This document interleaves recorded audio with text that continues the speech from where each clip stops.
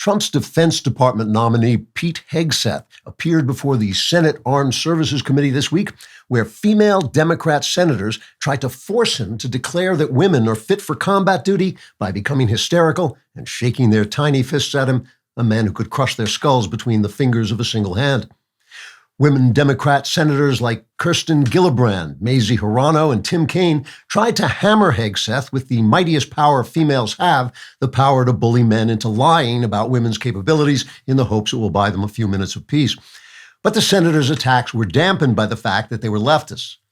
Because they're women, they lack the capacity for reason.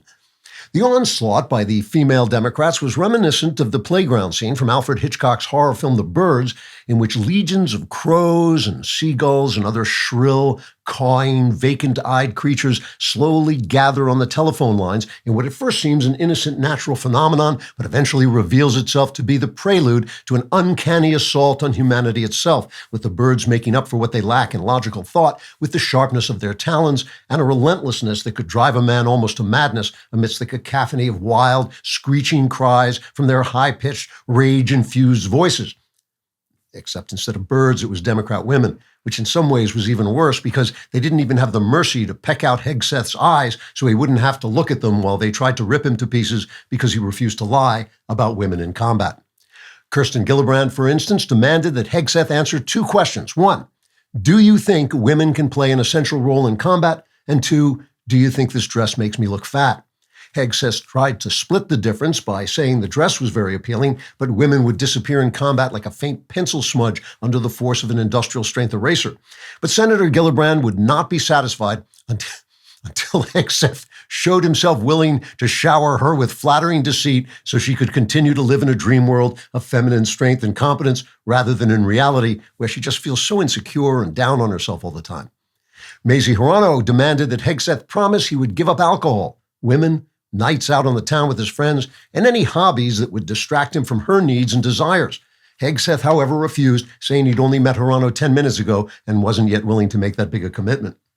And Tim Kaine asked Hegseth if it was true that he had had an affair with a woman, and if so, what was that like, and were women's bodies really as soft as they looked, and why did they give him such a funny tingly feeling in his no-no places?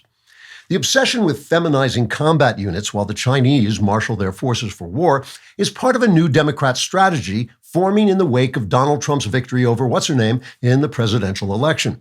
Whereas the old Democrats hoped to overthrow the immutable nature of reality with lunatic academic theories forced on the nation by censorious social structures meant to silence dissent, the new Reformed Democrat Party has taken stock of its weaknesses and failed policies and now hopes to overthrow the immutable nature of reality with lunatic academic theories forced on the nation by censorious social structures meant to silence dissent.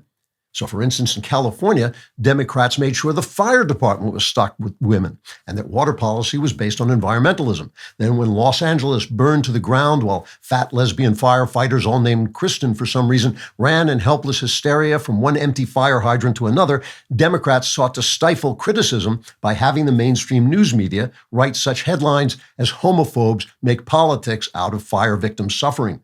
This same strategy should work really well when the Chinese invade New York and are met by combat units indistinguishable from the Rockettes. The New York Times headline could read something like, Hung Cao Chi Kwa Su Lai Chu. So Godspeed, Pete. Deus Volt.